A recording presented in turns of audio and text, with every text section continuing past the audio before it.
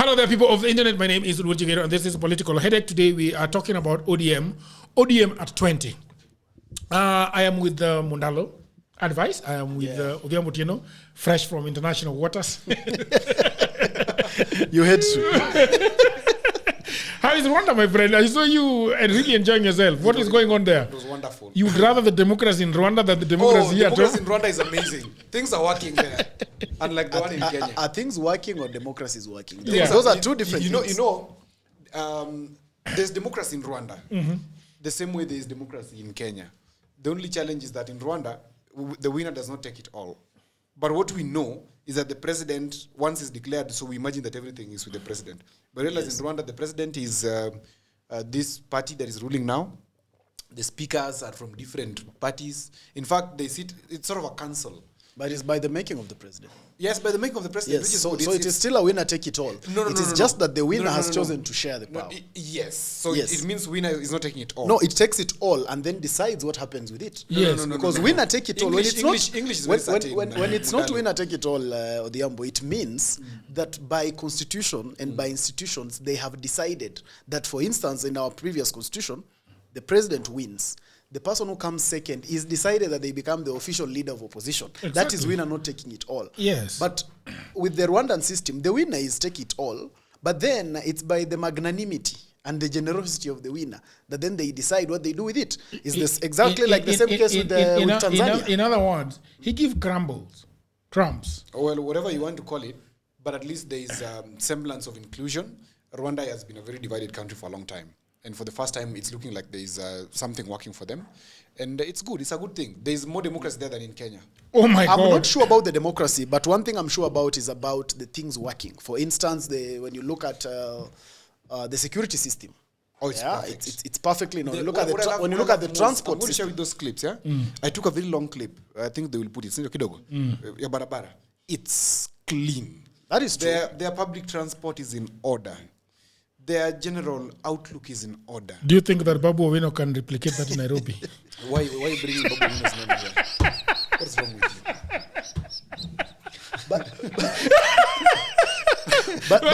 But in Peter, You need Babu to Owino was just relaxing. no. you need to tell him that you reserve the right to the questions he asks. Oh, I see. You see what is very interesting about this issue of Nairobi? Yes. And the people that are jostling to become the governor. Yes. So Odhiambo has got his candidate, who is Babu Owino. Okay. And he's just come from a town, Yes. A city. a city, Yes. yeah, that every African Yes. wants to live in. Yeah, amazing city. Right? Yeah, And I'm amazing. It's asking more than him, Europe.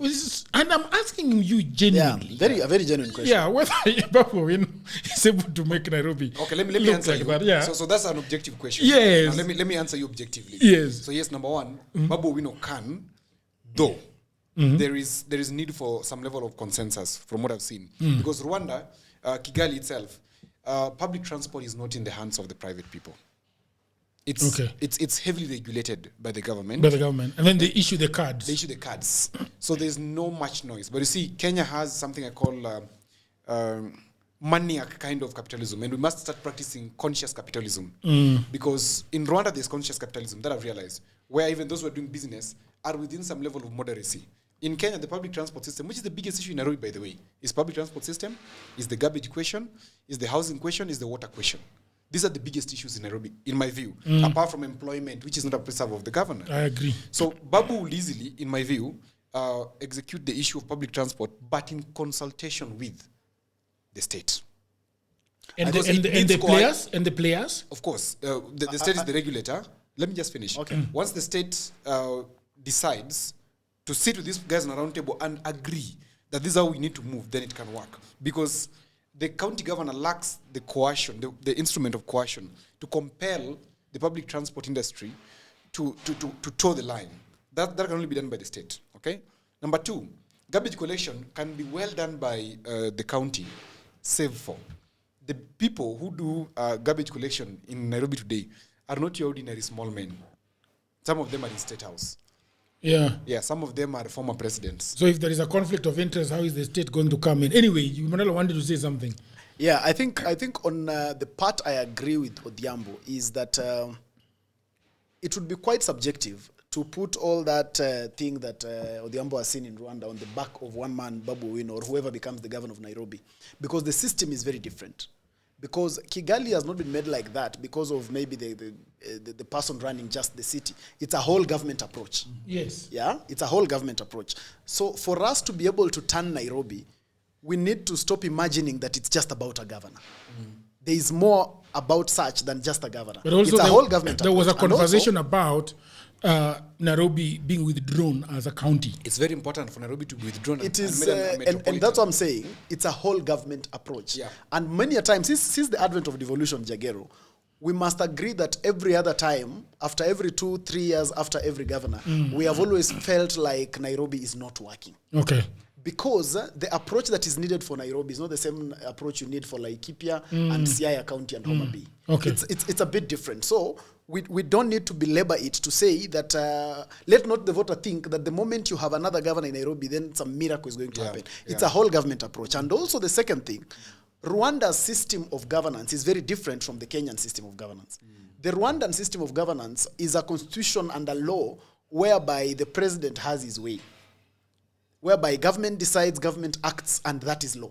People do not necessarily jump in to do a lot of questioning. In our democracy in Kenya, we have a lot of questioning that we do. All decisions must be prefected by the people as well. We have to be able to have our public participation and all those kind of things. Some of the best decisions in governance are not necessarily popular decisions. Unfortunately, we have anchored our governance on popularity. And that is what makes some of the things hard to implement. Because sometimes the leader might be able to see further than when the people can actually be able to see. Odhiambo now has just come from Rwanda. His perspective about the city and how it should be governed is a bit different. But when you put him as governor of Nairobi, the 99% of Nairobians who have never been to Rwanda will not be able to see the vision that he has. And yet for him to implement it, he must consult them. So you can be able to see how difficult then it puts the leader, because then the leader is operating with a vision that the people do not have, and yet he must be able to consult them. So there are two systems that are very, very different. So in as much as Rwanda, yes, I agree that there are several steps in terms of making things work, but it's also because of their system of governance. Let's imagine that ODM is Kigali. Talk about because that's what we are going to be talking about today, right? True. Yeah, so ODM has been a party, I think, I was reading about ODM, something very interesting. In 1 minute, if you allow me. I don't have to. I don't know if you know the history of ODM, is that I was only learning this yesterday, that when Kibaki and Raila came together to make the NARC coalition and other people, Lingilu and so forth and so on, Kibaki then kicks them out of government. And then they are looking for a vehicle. And then they realize, okay, now that we have just taken this man through a referendum, there was the Wako draft, and then there was the which draft? No, there was a Wako draft, and then there was a Bomas draft. So obviously the Wako draft failed when it was presented to the people of Kenya in 2005. And then Kibaki, dissolves the cabinet and kicks Raila and co out, right? And then they are trying to... Gitobu Imanyara had gone very quickly and registered ODM. Not Gitobu. It was Gitobu. It was Gitobu. It wasn't Gitobu. It was who? There's a gentleman called Imanyara. He's an advocate. Oh, yes. It was Imanyara, not Gitobu. He's right. It was Imanyara. Yes. So Imanyara had already registered. And Raila and co wanted to wrestle the party back from him, take it from him. And he refused and stuck to his guns. And then they decided to form ODM Kenya. Yes. Right? And then they get it was registered by a guy called Manzo, right? Yes. A friend of Kalonzo Musyoka. And so when they were bickering over who is to become the party leader or the presidential candidate, they did not disagree. Then ODM Kenya actually runs away with the party because they could not find the certificate. And then Raila is left again partyless. Raila goes to Imanyara. I don't know why we don't get the second name. And then pleads with him that, look, my friend, I need a party to run as president. And then Manyara, now seeing this man is in the cold, gives him ODM. And that is the start of a proper ODM. That is true. Correct? So that was then. Over the years, Raila has been steering that party until his passing on just the other day. Yeah. Udhiambo, I want to ask you, what is your thinking about ODM? So, because we are going to be discussing the 20 years of ODM. Good. So let me correct something that you said before. Yeah. After the assumption of power by NAC, it was not Rais Kibaki who sent the other members of the team out of government. It was 2 weeks after the election and after the swearing in of Kibaki that there was a state house controller. I'm forgetting his name. Is an M something. Yeah. Who then locked the gates of State House. Okay. In the face of Raila and Oburu and etc. And that was the beginning of. He said verbatim that hakuna serikali ya pembe mbili. Because the creation of a prime minister's office, as was promised to Raila, was going to have a serikali ya pembe mbili in his mind. Kibaki was a gentleman, but the Kiambu mafia and the Mount Kenya mafia that were already with him knew that they have another chance, and that chance was short-lived. It could go any moment because they knew Kibaki wasn't strong politically. So they wanted to take the much they can. That is David Muiraria, the former, I don't know. The Anglo-leasing Fox and Cabal. Fox, exactly. that Cabal. Yes, it's called Matere Kiriri. Yeah. That's the guy who closed the gates of State House against Wakina Raila and etc. And he's the guy who also engineered the fallout of the NAC government. Okay? So that said, this is my thing about ODM. So the ODM celebrations are 20. But can I ask Nani something before you go on? Please. The idea that the president is good, but the people around him, do you buy it, though? I was actually still even going to start off from that point, even if Odhiambo would have finished his argument. It's only that by nature, in terms of the level of good manners, I rank slightly above him. Yeah. Actually seem not to. I'm yet to find that out. Yeah. You're yet to find out. Then you're slow. You're becoming slow. Okay. The truth is, we most of the time choose to become convenient thinkers when we are talking about political leaders. And so our judgment is based on our liking for the leader. And so Odhiambo will conveniently tell you about the ills of President Uhuru Kenyatta. Yeah. But when it comes to Kibaki, he wants to conveniently blame a State House controller. Okay. I think the buck must always raise with the leader. It starts and ends with the leader. We cannot sit here and tell Kenyans that the problem was a State House controller. A State House controller is purely an appointee of a president. Yeah. So at the end of the day, this was a new government. The coalition agreement was between Kibaki and Raila and the rest of the team. So you cannot be able to get into office and feign ignorance and feign too much business that now a State House controller is the one controlling you and he's the one to blame for a coalition that you created when he was not there.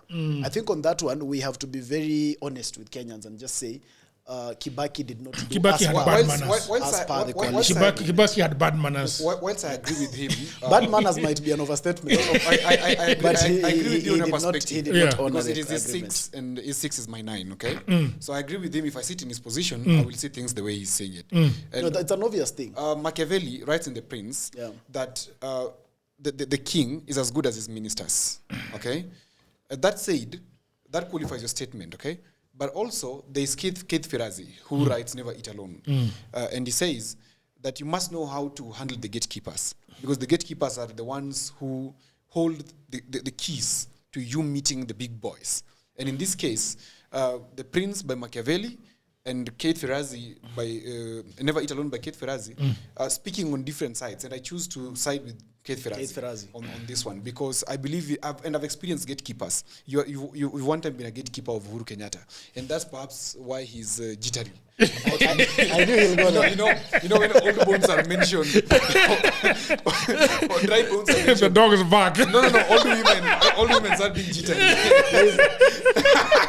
we cannot sit Odhiambo Anyway, moving quickly. President, you love your time. Let's go back to ODM. I just wanted to interject. Okay. So now this you asked me what is my thinking of ODM? This is my thinking. ODM died at the celebrations in Mombasa. ODM died at the celebration in Mombasa. Yes. Okay, go ahead. ODM died at celebrations in Mombasa. In fact, that was not a celebration. That was An epitaph. an epitaph. It was not a soft epilogue. It was an epitaph that left everybody who left Mombasa with a different taste in the mouth. There was no consensus. People did not sit and talk about how do we feel. Okay. Because what people needed to have done in ODM at 20 was to talk about how do we feel. Because every other war about positions, about who should be talking with President Ruto, about the future of ODM, boils back down to one thing. How do we feel? And I can tell you in a snap that how ODM feels is this. There's a general feeling, then there's a factional feeling. The general feeling of ODM is the center cannot hold anymore. And so there's a feeling of uncertainty. So ODM as at now is uncertain, and that's why I said it died. Because that uncertainty is then riddled by ambitions, raw ambitions, where some people want to be deputy presidents, some people are holding on to their broad-based positions, and UDA is also taking advantage of ODM because the death of ODM is very good for UDA. Very good. In fact, the most beautiful thing that will ever happen, because then they have the chance. You choose to say UDA, not President Ruto.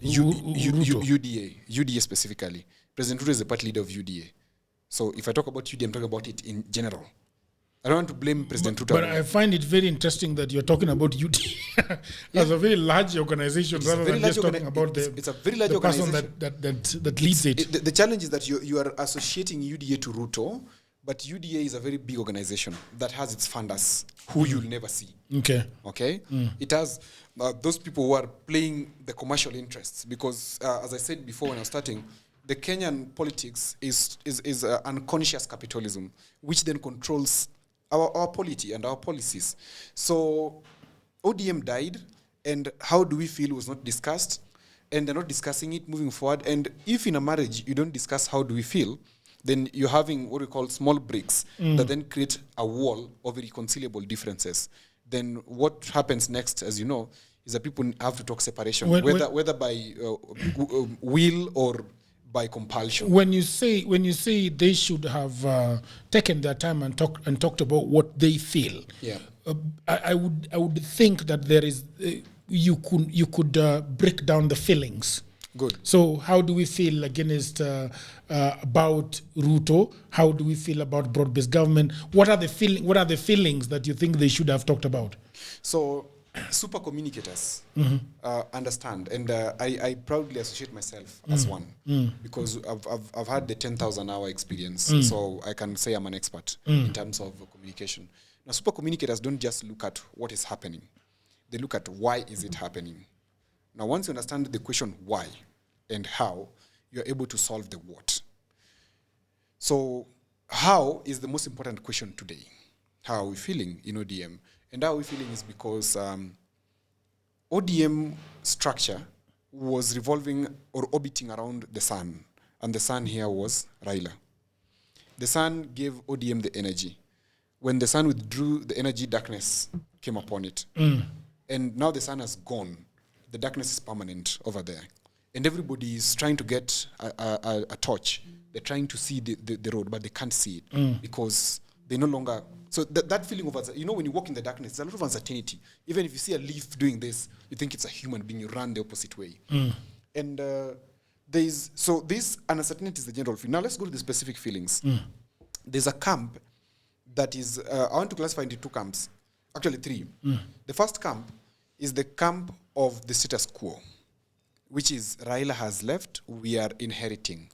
Now, anybody who is inheriting is always very overzealous.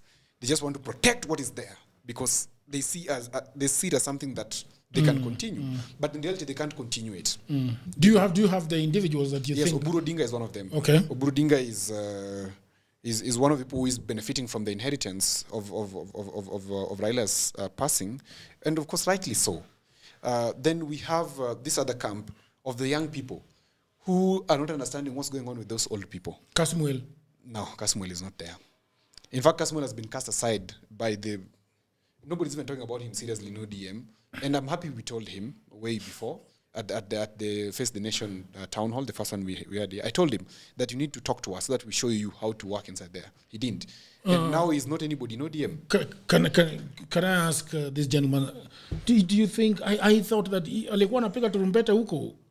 I mean, what do you think about, because I would think that Raila was having Casmuel in his cockpit, the plane, in his office, everywhere. He was holding his hand.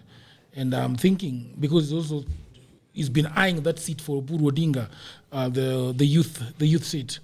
You don't think that, I think this is the time they should have given a lot of opportunity for Casmuel to thrive. And not just Casmuel, but the young people in ODM. First of all, Jagero, the position that of the youth leader of ODM is not Oburu's position. Okay. It is a gentleman called Ketora. Yeah. And ODM, for the very first time, came out to actually clarify that Ketora is actually the president of the youth league of what you're talking about, that seeing him with Tarumbeta is the normal things that unfortunately young people are made to do in political circles. It is always the bouncing castle for young people, where you are put to jump up and down and make a lot of noise and generally excite the crowd.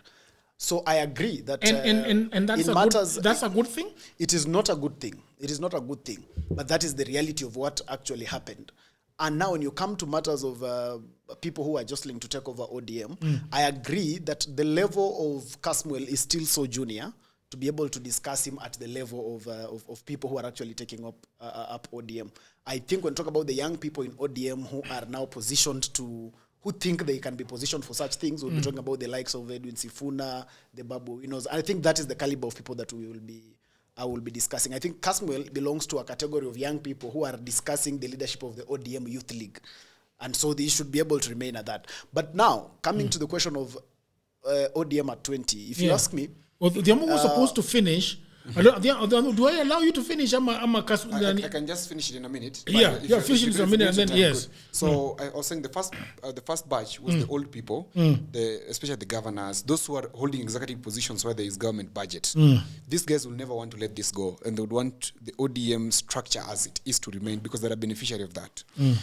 And of course, Oburu, being a senator, he's not very moneyed as compared to these governors. These governors are very liquid. And so they can finance him, and they will finance him to maintain the structure. Then there's the second cabal, which is those who desire change. They're within ODM structures, like the Secretary General, Sifuna, and his team, Babu Wino, etc. These ones would like to see change. They would like to see genuine progress in ODM. What is that? What change do they want to see? What progress do you want to see? Change in terms of a handover. Because they generational change, because it generational change cannot be fought. So once it sets in, it does set in. Then of course there's number 3, which is the rebel team, and the rebel team, unfortunately, is going to be led by somebody ODM does not expect. I'll not mention the name, but at least I know you know that the rebel team will be led very shortly by somebody that they don't foresee, or they see but they don't take that person seriously. And this team is full of very young people who are idealistic. Idealism is what changes the world. This team is where Casmuel now belongs to, because they only have a chance. It should belong to or belongs to. Belongs to. Whether he wants to put himself where Oburu is and Sifuna, he's wasting time. His true belonging is in the rebel group. And that rebel group will have an offshoot of ODM. ODM is going to die a natural death.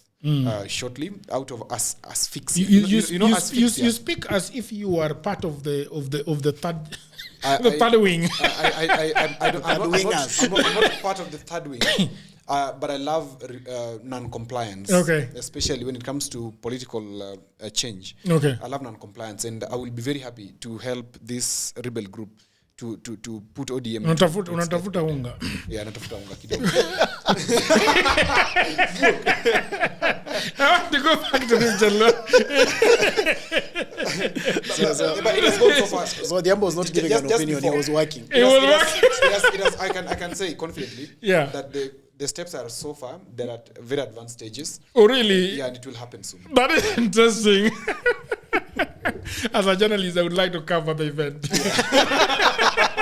The moment. I want to.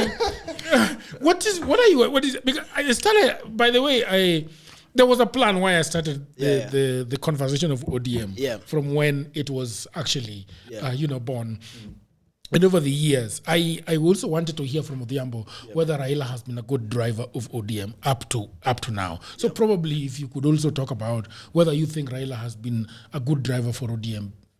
First of all, I think Raila has been an amazing driver of ODM. Why? Because he's one of the very few political party leaders that we've had who have sustained a political party for 20 years. And keeping the party relevant. It is one thing to have a party that is documented at ORPP and it can even stay for 100 years. But it's another thing to have a party that sustains its relevance. For instance, we have a party like Ford Kenya. It is way older than 20 years. But what is the relevance quotient of the political party? We have parties like KANU. So for Raila having steered this ship for 20 years, especially even having, with the background that you just gave, that this is a party that Raila had to find a way of having after Kalonzo Musyoka ran away with the party that they actually had. So the fact that as a leader he was able to find quick solutions, because also leadership is about fixing and getting quick solutions. And Raila Odinga was able to find a quick solution and he sustained it for 20 years. And you can be able to see the type of people he was actually leading. Because ODM has one of the best political animals that we have in this country. And so leading political animals is not easy. Even just moderating them on a panel conversation, Jagero, I always see the headache that you undergo. So being a party leader of those types of people and having them read from a single script in one way for 20 years, it is actually not easy, especially when you never ended up forming government. Political parties are actually harder to run when you have never been in government, because that simply means the money that is given to you is very little. You actually depend on just donors, and your dependency level is so high. So for him to have actually led it that long, it is a plus for him. But now, when it comes to the issue of the ODM celebration at 20, which I think is the bone of this conversation, I think I would want to structure it from the perspective of ODM at 20 as it was, and ODM at 20 as it ought to be. ODM at 20 as it was, I would say it was a very successful concert. Concert? Yeah. Rally? Because the concert, there was more entertainment. I think one of the things on that program that ran efficiently and no one had an issue with was the entertainment bit of it. Those ones ran very well. But now when it comes to every other issue after that, I do not think it measured up to what ODM at 20 needed to be. Because ODM at 20 as it ought to have been was supposed to be a celebration of legacy and milestones that we have been able to come. When you are 20 years as a political party, that means the time that ODM was formed, the child that was born then is a voter today. This child needed to understand where have we come from, what have been the struggles, what have sustained this political party, what fabric have we been built on. That legacy needed to really have been able to come out. That was not able to come out. The other thing that needed to have come out is having now gotten devolution as one of the key things that was driven by ODM, because we can actually be able to apportion our devolution today to the ODM as the party. Now, after devolution... Somebody would be asking how so. Yeah. Somebody would be asking how so. How so? Because remember at the time when one of the reasons that the WACO draft was able to go through was because of the lack of the element of devolution. And one of the elements in Naivasha that Raila Odinga and his troops were pushing for very hard was devolution, what they were calling Majimbo at the time. So that, and when I listened to, I think one of the last speakers during the last sessions they had was speaking heavily about how they were able to propel the aspect of devolution. Now, for ODM to be able to be the champions of that, we needed that to come out at their celebration of ODM at 20. Why? Because devolution then provided opportunity for there to be other units of government, small government, 47 other governments. So ODM having never made it to become a national government, I expected them to give us how they have been doing so well with their devolved units. So that through that blueprint, the country can also be able to look at them and say, wait a minute, these are people that we cannot actually entrust with the country. Because every other time they have kept saying that 2027 we must form government or whatever the language they have been saying. I thought it's an opportunity for them to show us what they have done with the small units that they were able to get. Because they have had some segments of this country. They have had Siaya. Today they have about 8 counties. The previous election, I think they had slightly more, about maybe 15 or 16 governors. I expected that ODM will make the country see how good they have been with their mandate at devolution that they can then entrust them with even the running of the country. I expected that they will be able to tell us how transformed Homa Bay County has become because it is under Governor Gladys Wanga. I expected them to show us how transformed Siaya County has now become under Governor James Orengo, because we cannot be able to just sustain... Would you do that if Siaya is not transformed and Homa Bay is not transformed? Would you go to Mombasa and talk about the transformation? It was ODM at 20, Jagero.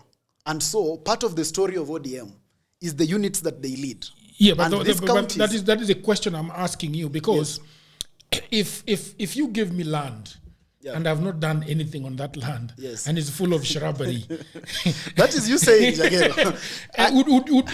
If you called me to where you are, would I talk about that land? You would not talk about that land, and that's what I'm saying. That's where the problem is with the ODM at 20, because they make us then believe in what you're saying, that maybe there is nothing that has actually been done on that land. Because we can't create a conversation around, because the only thing I saw them talk about most is struggle.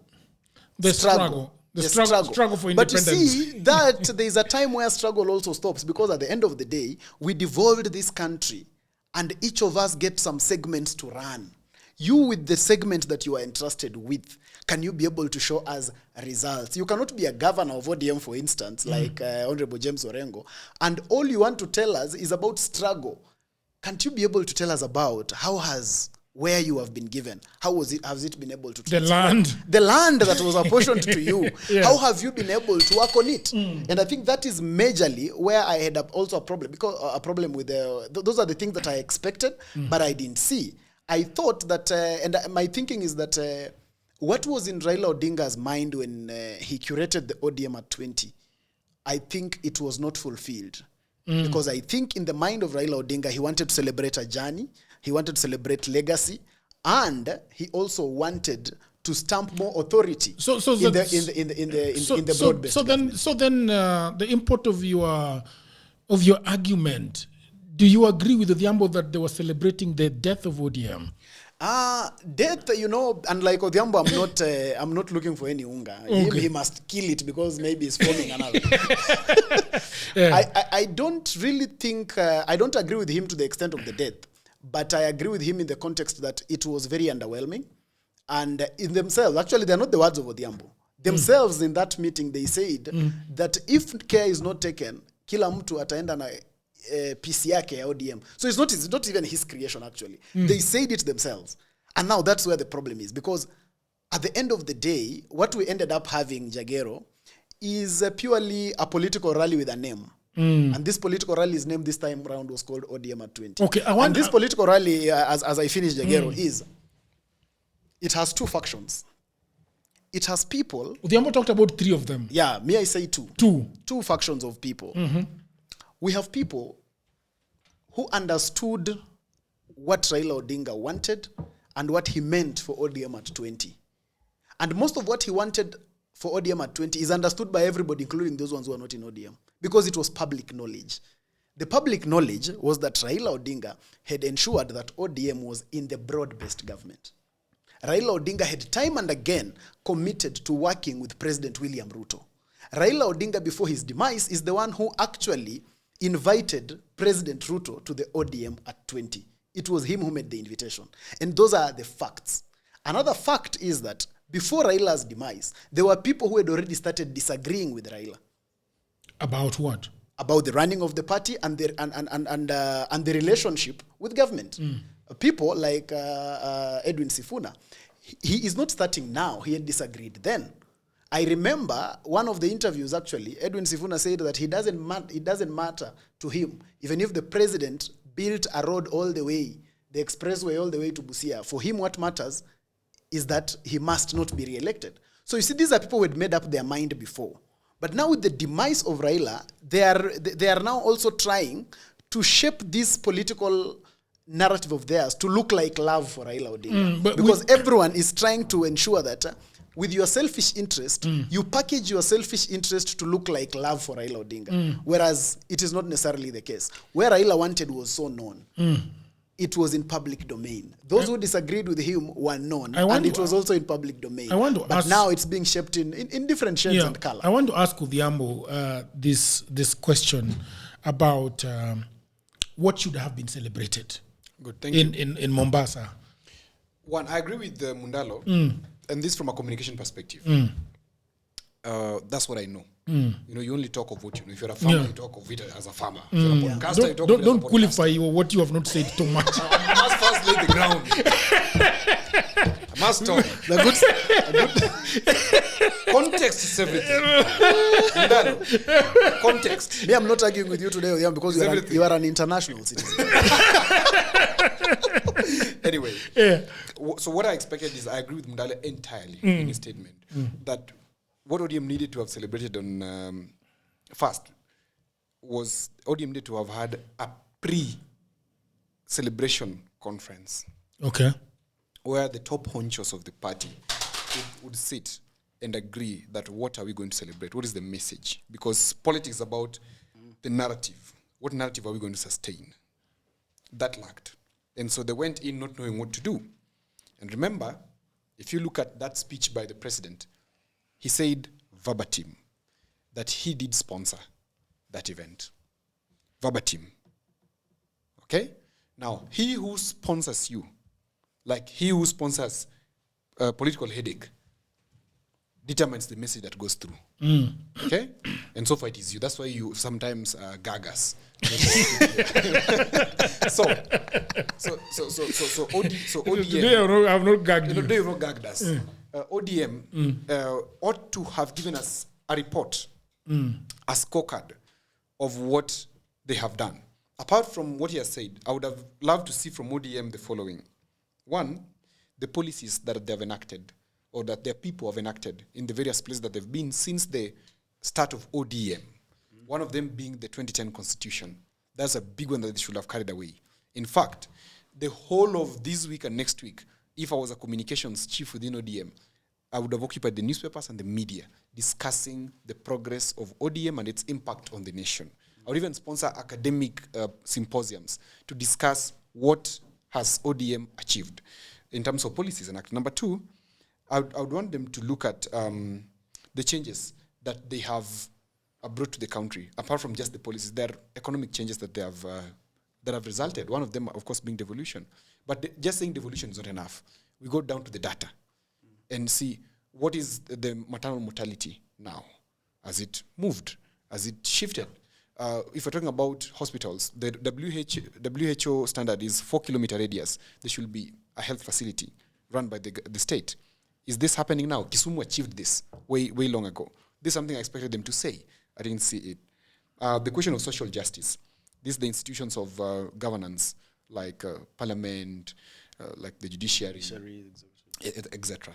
They've done some good work there. Remember, it is through the jurisprudence that was set by ODM, by the litigation or the litigious nature of their politics, that has so far improved our jurisprudence that now the Supreme Court of Kenya can rely on jurisprudence set within Kenya instead of relying on jurisprudence set outside. Okay? That was a very great one that I didn't hear anybody. Someone like Otiende Amolo, I feel someone like Otiende Amolo to stand and speak about the legal gains that ODM has brought to the country. I also expected to hear the constitutional progress that has been achieved by ODM since they started activism or since they started whatever they're doing as a party. What are the constitutional progresses that they've made? What are the amendments that we've done to have we achieved two-third gender rule? How are we achieving it? If we've not achieved it, then I expect them to say, what is the way forward? Okay? So what should have come out of there? ODM should have hired rapporteurs like myself and this guy called Mundalo, who are able to crunch in between the lines. They are able to read what is not being said and give the speakers, this is what you need to add on, the next speaker, okay? First of all, was structuring, then giving the report, then rapporteuring, which means after the show is done, like it was done, it was going to be given to not only regional and national newspapers, but also regional, and perhaps even sponsor a trip to the National Democratic Congress, whatever, where they are, Huko. The NDC, not the NDC, the IDI, I think Institute of Democratic something. It is in the US. They could sponsor something like that. Or they could hold a public lecture or series of public lectures across Africa. Because ODM at 20, being one of the oldest parties, not only in Kenya, but also one of the oldest in Africa, they should have taken that advantage. And then perhaps, the most important part which missed was the economic journey as what next? Because we are done with political liberation. We have achieved political liberation in this country. I can proudly say, having come from Rwanda, we have achieved political liberation in this country. And it is time that ODM should have talked to us about the economic blueprint into 2050, Vision 2050, 2060, which they lacked. And these gaps that we saw have given us further to establish something new, a new order that is coming. There is something interesting that Odhiambo is talking about. Yeah. The way he explains what ODM should have done. Yeah. For example, he talks about there's something interesting there that he's talked about before this bracket. Before this bracket, you're talking about something. The police enacted. Yeah. The question of social justice. Yes. And constitutional progress. Yeah, because I'm thinking that if you're going to give a report on something, it is something that you've been actively doing and reporting on. Yeah. So you could be looking at something that has happened in the last 2 years, then you look at the next 4 years, 5 years, all these things. But in my head, I'm thinking that Odhiambo expected them to talk about this thing, but are they things that matter to them? Have they been mattering to them all this while? Because then you can only talk about the things that matter to you, the things that you want to do. Odhiambo also talked about a very high level of structure, like a think tank. You know, he's talking about ODM as if ODM is a think tank that has been actually, tracking development, whether social, whether human rights, whether all these things. There's a tracking that has been done. And Odhiambo's lack of understanding of what should have happened there, never happened there, is that there was nothing. The question then is, were they tracking all these things? Because you can only talk about something that you've been tracking. Jagero, there's a reason why a political party is formed in the first place. Okay. And a political party is formed with a certain basis and foundation. That's why when you go to the registered political parties to register your political party, they would want to understand, what do you stand for? Yeah? What is your ideology? And so there is what ODM stands for, and there's ideology that has been understood by the people. And when you tell people that you are going to celebrate 20 years of your existence, it's natural that there is what they expect. Whether it is what you are coming to say or not, you must be able to, you cannot be able to persuade people to move away from expectation. Because you are the ones who have advertised and told us that you'll be able to be celebrating ODM at 20. And so you must be able to meet public expectation. And what is public expectation when it comes to a party like ODM? And those are exactly the things that we've talked about. Matters devolution. Yeah, matters institutions, independence of institutions, matters litigation and how far they have been able to come. These are the things that would make someone understand why 20 years. Because from a simplistic mind, which many people are, they would rightfully argue that what are you celebrating and you've never won an election? Because from a simplistic mind, you'd be able to say political parties are formed to win elections. If you've never won an election, what are you celebrating? Yeah. And so that is the question they needed. That's the gap they needed to ensure that somebody who is simplistic does not think in that line. So they're able to trace and say, look here, we have traveled a journey this far. And therefore we can be able to give you a promise that we can take you that far. Remember, they were holding ODM at 20 very strategically 2 years to the next election. And it would have been a very great political strategy even from them to be able to make the country understand how far the country has come and how far we have had changes courtesy of ODM, so that even this same public can now entrust them with governance of the whole country. Because people forget quickly. Sometimes human beings forget. This was an opportunity for them to tell us, guys, these are the things that we've achieved in the last 20 years. And if you give us an opportunity now, we can be able to achieve this. The reason why you have political liberation today is because we fought this far. And therefore, we are giving you a promise that going forward, we are going to look at the economic liberation, for instance. That would be a better promise. So for me, I agree that they were not able to canvass all these, and majorly it's because of the nature of how ODM functions are held. Because some of these things can only be achieved through an organized town hall where people have conversations. But most of the time, ODM organizes its things more as rallies. But that is what I'm... And now that is what makes it hard. That's what I'm saying. That what my feeling between the two of you is that you are taking ODM too seriously. But ODM is serious, Jagero. No, but because if looking and hearing you guys talk, you and Odhiambo talk, Yes. it looks like you're taking ODM too seriously. Because what I saw in Mombasa was a bash. And that's why I started by telling you, Jagero. You remember when I started?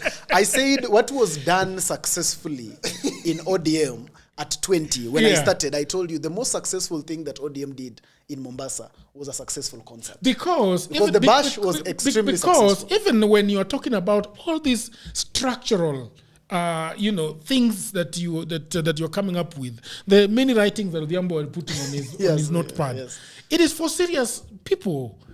I didn't see serious people, in Mombasa. You can't wish.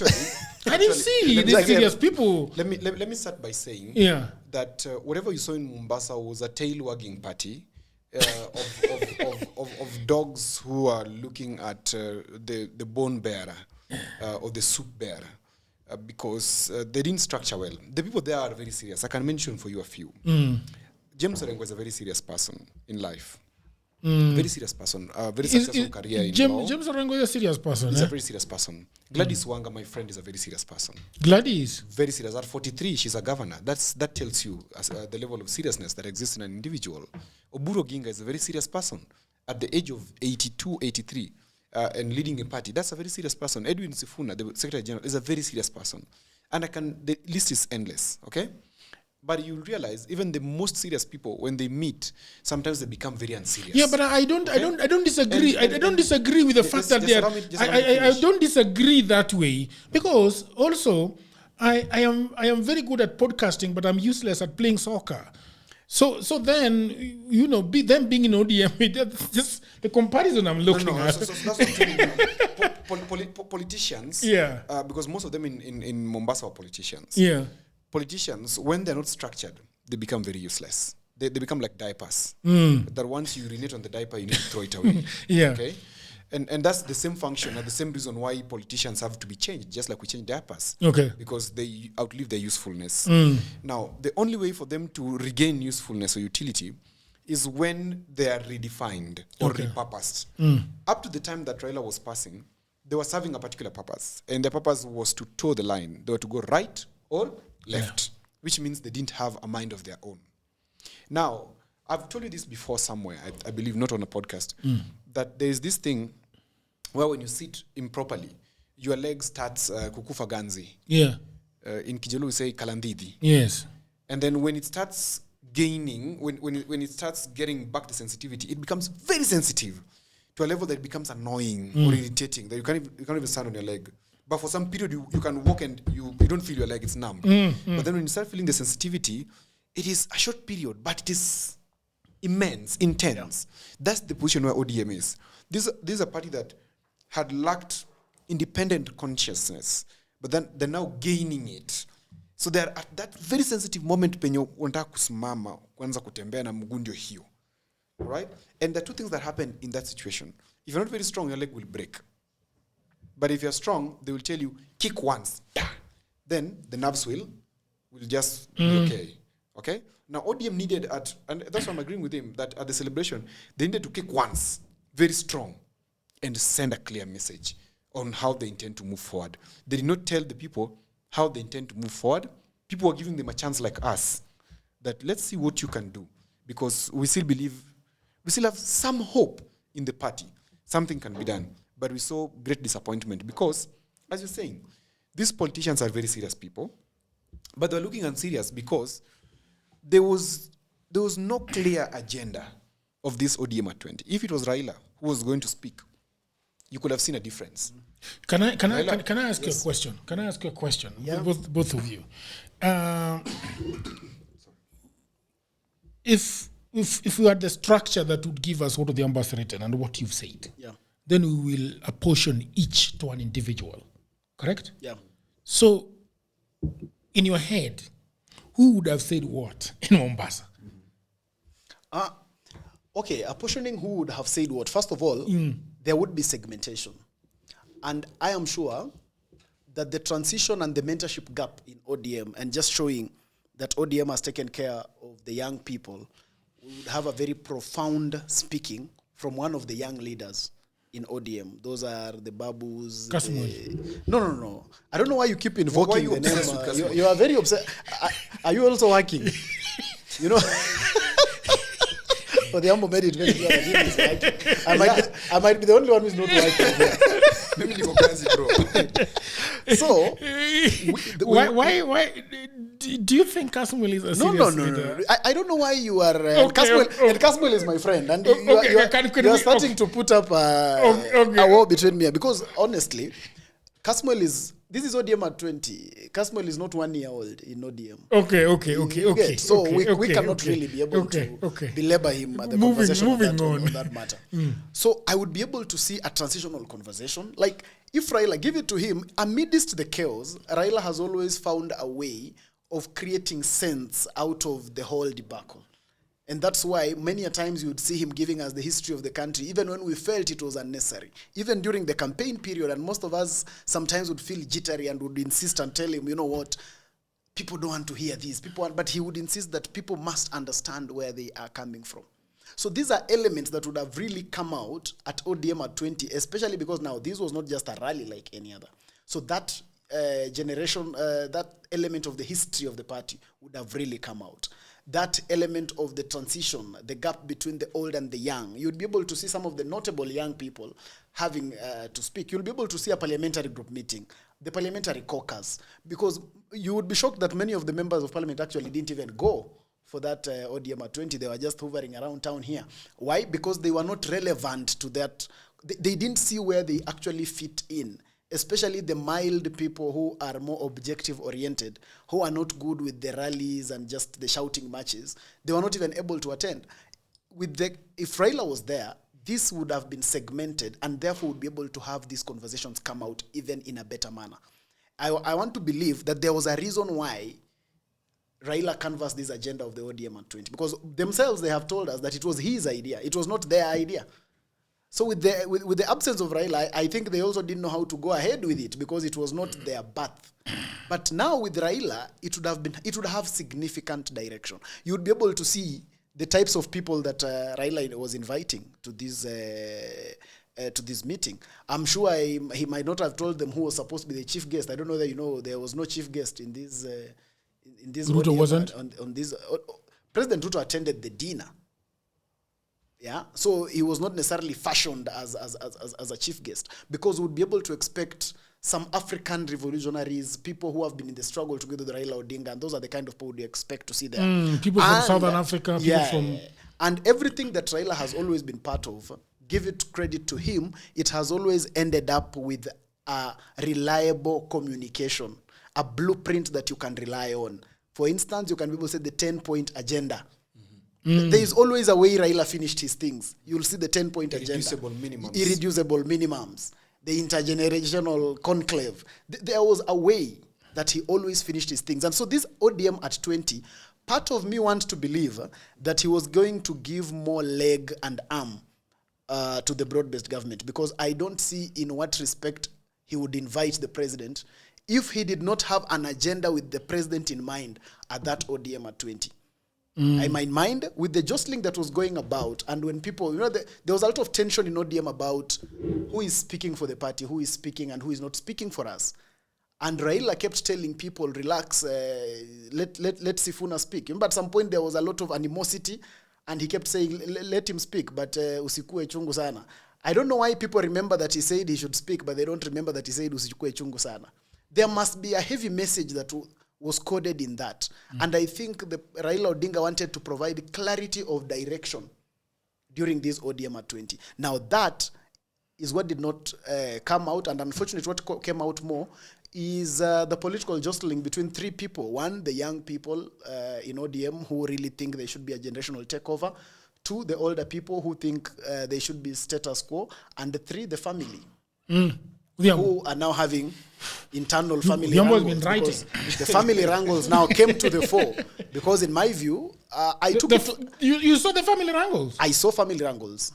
Because I took it lightly when Winnie talked about we need to have a person who should be able to lead the conversation about the broad-based government and we should take this conversation back to the people. Remember, I don't know why people are taking Winnie out of turn. She did not say it is not right to be in the broad-based government. No, she said she has a problem with how the conversation of the broad-based government is being taken and who exactly should be in charge. I took it lightly up to there and thought he could be speaking about all the members of the leadership, because she's not in the leadership of the party. But the moment Oburu replied to her and said, hii maneno tutazungumza kinyumbani, then it made me understand that probably then she might have been talking about him. And when she is talking about him, then that's more a family matter than is exactly. Udhiambo, that's what you started just with, great right? that it's a big family. What does that with? This issue. You've been writing. Okay, let me talk about what I've been writing. I know where you want to put me. I am not going there. I have worked in that house. I'm not touching that. That is a red one for me. I'm not touching. I wish Oburu the best. But what I know is that the time is punting towards the finish line. And Punting? Yeah, punting, really. Like breathing heavily. Exactly. It was the finish line. Winnie is on a marathon, and she has a lot of energy, you know, and she has a lot of time. And time is. I saw the Standard saying something very interesting about her. She's Raila's reincarnate. Junior has disappointed me so far. Let me make it also clear. Junior's guy. I have been one of. In fact, I've been the lead in terms of supporting Junior to take over, but it disappointed me in Mombasa when he stood to speak and you could not even know how far you need to stand from the mic. What way is this? He actually, Odhiambo, yeah. Part of the disappointment, because I remember we shared this platform here and we really talked well on him. I think part of my biggest disappointment on him is that he actually publicly relinquished political leadership. Yeah. He relinquished it himself and said he will only deal with family matters. And I think from that perspective. And from today, I'm no longer supporting Junior Odinga for any political position. No, I'm so sorry. I'm still it's left me feeling bad and an egg on my face because I hoped that it could be somebody serious in terms of politics. But be that as it may, I said before that Winnie is equally, and Winnie was actually stronger politically than Junior. I've always known that for a long time. I've always just favored the patriarchal bit of stuff, but I've never said that Winnie can never be a leader. And from today, I push my support fully to Winnie. Matriarch is a hard sell in Luanyanza. It's a hard sell, yes, but we will do our best. And if Winnie wills, I'm here. I'm asking for something. We've worked with Winnie before. There's no shame in looking for Unga, brother. Everyone is working here. I think there's a problem. So I'm not working, bro. No, you're working for Kasmo. I've worked with Winnie before. It's not the first time we're going to work. I don't know why I always. I'm certainly not going to work. It's not the first time we're going to work together. And what have you been writing with them? I've been writing the following. So you've asked a very important question that who should have talked about what at ODM? Remember in the old structure of governance that we had in the old constitution, we had shadow ministers in the opposition. The same to the UK. Westminster has shadow ministers. Okay? So what I expected was the shadow ministers to stand and speak. Unfortunately, in ODM and the current dispensation, we don't have the privilege of shadow ministers because some of the ministers are coming from ODM. Now, this is how it could have been. And what are the key issues, first of all? One is health. Health is very key. We have constitutional progress, I've said that. We have education, we have security, we have political progress, we have land, we have the economy and devolution. Now, for health, we have Dr. Nyikal, who has served as a PS of health. And he's actually, I think, the chair of the health committee, right? Yeah. I could have given him the chance to speak about it. In his absence, because Nyikal is not a very good speaker, I would have given Wanga. Remember Wanga's background? People have never known. For those who have never researched, Wanga's background is actually in health economics. And so she understands health economics properly because that was her first employment. That was a degree at KU. So I would give her that chance as a governor to talk about health and the progress that ODM has made in advocating for the issues of health. In terms of constitution, I don't think if there's a better person in that room than Otiende Amolo. He understands the constitution. Yet he didn't even speak at all. He didn't even speak at all. So that was a wasted opportunity. Otiende would have been given even just 10 minutes to talk about the constitution and what has been done, and including the BBI and why the BBI failed, and including why we need to have a referendum because it is necessary. Otiende Amolo knows where he's seated, that Raila was our parliamentary system. Now we need to institutionalize it. I've said it here before. And that one would have been well spoken by him. In education, I think we have very many professors within ODM, but we also have very many other professors outside ODM who we could invite as key speakers, keynote speakers. Raila, remember, whenever he would go to hold the cultural meetings, he would always sit with academia before he comes to the people. Raila had that reverence for academia because himself, he was a lecturer at University of Nairobi. So we could have invited somebody from the education space, either vice chancellor somewhere, that is, of course, agreeable by the state so that they're not seen as politically exposed persons. So just to come and talk about what is the progress in education. Then we have security. Of course, we will also invite a security expert. It must not be a common person or one within the system. We can invite another expert from outside or something like that. Political progress, I would expect the leader of minority, who in this case is Junaid Mohammed, if I'm not wrong. Yeah. And in his absence, that is, if Raila was alive, then Raila would go for it himself because political progress would be like the climax of the talks. But I would give it to Junaid to speak about political progress because lately he has been level-headed. Lately. The governor of the Kisii, person that is holding his hand is not there. Simbarati is also very level-headed, very sharp, and very straight. He's quite sure when he speaks. He does not just speak. Okay. For land, I would have given my friend Professor Tom Ojenda. I know you don't know this. Professor Tom Ojenda is the best lawyer, land lawyer. There's something called conveyancing in the country today. He's written books about law. His writings are used as authorities in the question of judgments, etc. Not only in Africa, not only in Kenya, but in Africa as well. So I would have given Professor Ojenda to talk about land reforms. Remember, Professor Ojenda was also in the TGRC. Whatever. So he has seen quite a bit, and he has also been a life member of ODM since its inception. When it comes to economics, I would give two people. One, there's the debt question. The debt question, I would give it to Mbadi because he's the Minister of Finance. He need to have told us how have they stabilized the nation, because we are seeing a stabilization.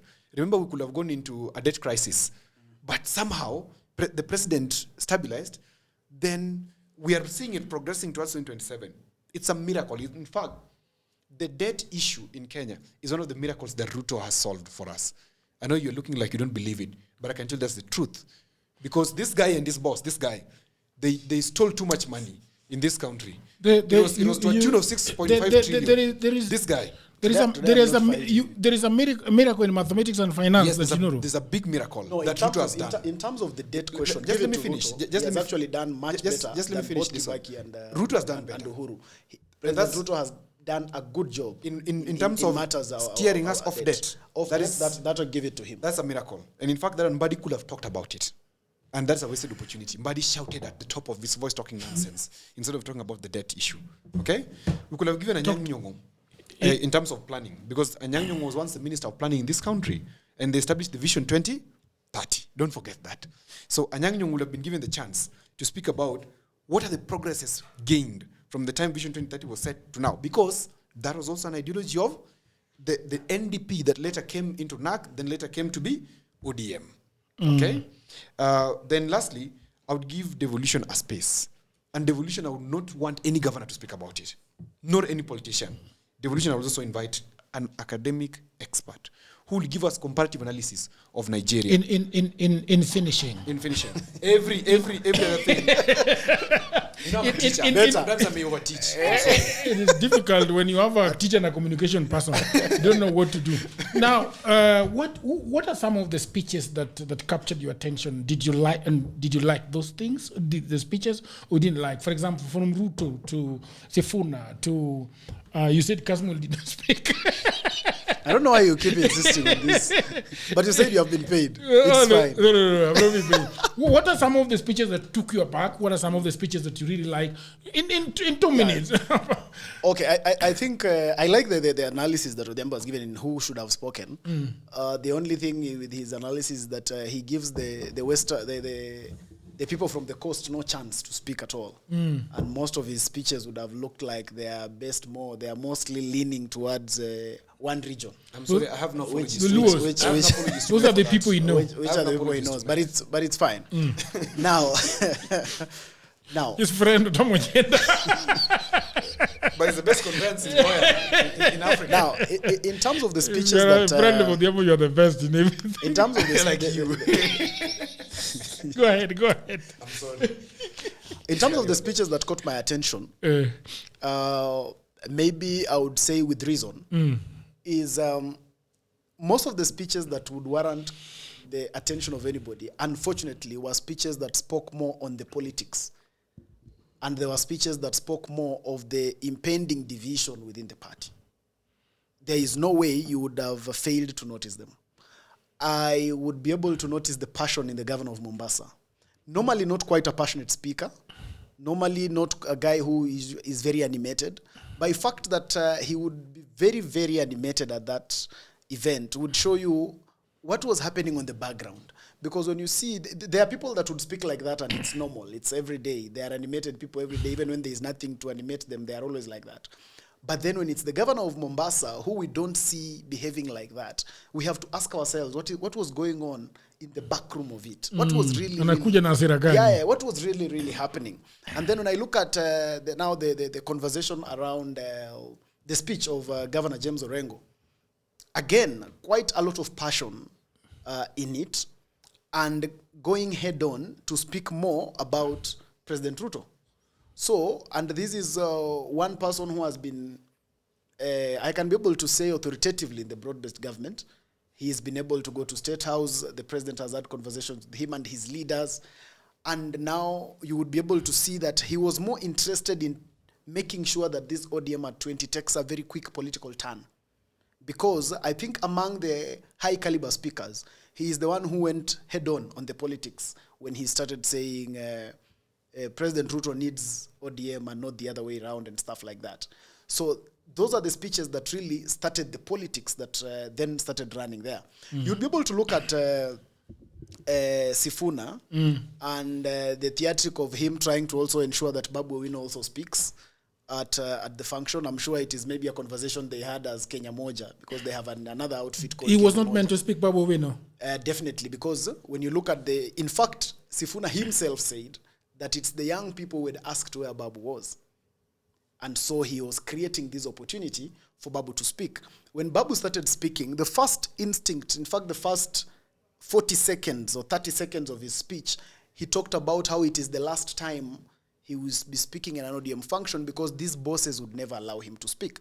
Now, that was able to also show us that there is a big divide between the young and the old, because it simply looks like the embrace of the young is not happening as properly as it should, whereas I had already seen Dr. Oburu starting up very well when he even held a meeting with Babu, and we thought now there is a crossing of ranks, and I think he's embracing the younger people.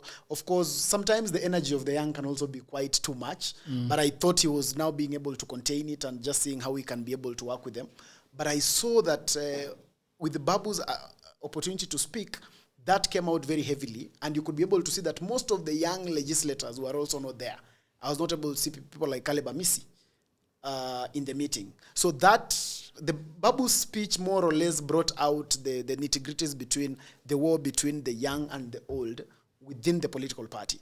And then now we come to the speech by Winnie Odinga, who in my view, first of all, was brought out a charisma that I hadn't seen before, to be very honest. I think she gave quite a charismatic speech. I think she spoke, I saw the newspaper saying Raila reincarnate. And I think that actually came out. Winnie was very charismatic. She had a solid message. She had very well done message. Now towards the end, now she brought in the issue of who manages the broad base. Now that also brought in the element of there might, even within the people in ODM who agree with the broad-based government, part of their issue is not the broad-based government as it is. No, it is, do they trust the people in charge of this management of this broad-based government? Do they trust? Because her father was the manager, and now that her father is out of the picture, yes, who walks in her father's shoes? Exactly, because naturally, Dr. Oburu naturally is the manager because he's the party leader. But it looks like some people also feel like, no, wait a minute. Who can we really be able to trust? And I think she was not just speaking for herself, because I think she also speaks for a few others who agree with the same. I saw Caleb Amisi today on TV agreeing with that same sentiment, meaning we have people who actually have that kind of thinking. So there are all these factions and of speech that came out. Then there was the speech of President Ruto, which in my view tried very much to stay away from a lot of unnecessary divisive politics. I think he really tried as much as possible to speak like an elder, like a person among the founding members of the ODM, not to tear it apart any further. Because, unlike many people who think, and that has been the narrative out here, that the biggest beneficiary of the collapse of ODM would be UDA and President Ruto, he insisted on how ODM should actually be strong and should be sustained as such. And I think that was good enough. But he also did not stay away from the politics of saying, you know what, the history of President Ruto cannot be written without him as an ODM deputy party leader. So also it was just trying to kick away the naysayers. I want to ask you a question about William Ruto's speech. Mm-hmm. He was very measured. Extremely. It was very slow. Yeah. And he picked his words very carefully. Very wisely. Do you think that William Ruto, looking at the room, is asking himself, who is my guy here? Who is the guy that is holding this pack together? I can't see. Do I see? I can't see. What do you think? I think President William Ruto, looking at that room, and being a politician of experience, I'm sure he was able to read the confusion in this room. He was able to read that these guys are already tearing each other too much apart. They do not need any help tearing them more. The only thing I can do is to try and see how they can actually be able to come together instead of tearing themselves even further. In fact, this issue is something that we need to talk about. we are discussing the speech tomorrow with Odhiambo in the morning. Yeah, I know. But I think we should really, because I think that, do you believe that Ruto survives in the fragmentation of ODM or in the compactness of it? I really think he survives in the compactness of it, because as it stands now, when you are thinking about politically, Mount Kenya is not a base that we want to really anchor on, especially on the President Ruto's re-election. When ODM stays as a unit packed, at least up to 2027, it can do whatever it wants to do with itself after that. But I think it's in the interest of President Ruto politically that ODM stays as it is, because when you have ODM as it is, then ODM does not just come as a community. You have to give it to ODM that it cross-cuts this country. You can be able to see the passion in the Mombasa governor when he's speaking about ODM. You can be able to see the passion in Simba Arati when he's speaking about ODM. You can be able to see the passion in the chairman of the Council of Governors, who was even telling us that they have a stake and no one should be able to think they are lesser people in ODM. So ODM as it is does not only present... Odhiambo has been writing. Of course, today he came to teach. You see, he has just arrived from Rwanda. There are some manners. I think part of what I love about what Rwandans have taught him is how not to interject people. Because by now, he would be interjecting all of us. No, he does not interject. He only interjects when I'm not around. So, but now, in finishing, ODM as a unit is more helpful to President Ruto when it is a compact than when it is as a fragmented element. And that I think it is in the interest of the president that party remains. But compact, but also supports broad-based, right? Yeah. Yes, of course. That is the only... Let me just start from where he's finishing. Yes. That as I agree with this perspective, I look at it differently. President Ruto does not need ODM compact. A compact ODM is a dangerous thing for him. He needs that ODM disintegrated like yesterday. In fact, if you listen carefully to the tone of President Ruto, he had no stress. He was so relaxed. He was an elder. He was speaking slowly like an elder. There was nothing to do. It was just to come and, because these guys are grieving, let me just give them pole. There's nothing that President Ruto looks at in ODM and sees sense in it, by the way, let me tell you, as it is today. Because none of those people in ODM today can call for a public holiday and it be. So President Ruto would like it to disintegrate further so that when it disintegrates further, he reorganizes it by not reforming ODM, but by forming other sects. Okay? The only way that ODM needed to have done, and there is this capacity, there's this inferiority complex that ODM leaders have. And I'm speaking about ODM leaders beginning with Oburu Raila. This inferiority complex of feeling like ODM is inadequate. We need to latch somewhere. We need to hold on somebody.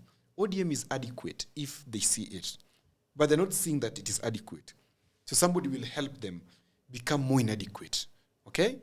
That is why you see people like Winnie saying a very important message, because Winnie was closest to her dad.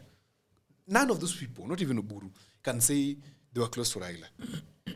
If I remember, in 2016, I had a dossier when I was working for Kisumu County Government, and I approached Mama Ida Odinga with it, and she told me, talk to Winnie. Once you talk to Winnie, you've talked to Mzee. Later on, when I joined her now officially in 2019 and started working with her, I realized anything you wanted to tell Mzee, you'd rather just tell Winnie. There's no day I was ever sent to Oburu. I was always sent to Winnie. That showed me the level of mentorship that Winnie was receiving from the dad and the closeness that they had together. Okay? So Winnie calls, and this is what I'm saying, Winnie is the voice of Raila. And where Winnie will go, ODM will go. And listen to me now carefully, Jagero, because this is prophetic. Msema huku kwa giza la unakuja ku prophesize. Prophesizing while working. This is prophetic. That Winnie saw the last NDC that ODM had was in 2014, is it? Yeah. Or 2018? ODM. Of ODM. It was 2019, I think. No, Just when before the Nani election. was kicked out. When Nani was kicked out. When Ababu was kicked out. That was the last NDC. That That's 2014. was 2014. That's the That's last a long NDC. time ago. That's a long time ago. So ODM has been on autopilot for a long time, only depending on this one pilot who was sane enough to be sane in the chaos and say, okay, let me take ODM how I want. And this is Raila. So Raila is gone. ODM cannot continue on autopilot. Okay? Because that autopilot software went with Raila. So Winnie is calling the conscience of ODM and saying, you know what, guys? Let's go for NDC. Let's get legitimate power. Because none of those people today holding any leadership position in ODM, including Wanga, my friend, is legitimate. Because where do they get that power from? Yeah. They are appointees. Elective positions must be elective positions. So that's what Winnie is telling them. Let us take the party back to the people. Because the party has been with us for these years. Now we can have a conversation with the people. I've seen it with my dad. Let's go. And they're saying tutaongea kinyumbani. There's nothing kuongea kinyumbani. There's nothing that will happen kinyumbani. And Oburu should know.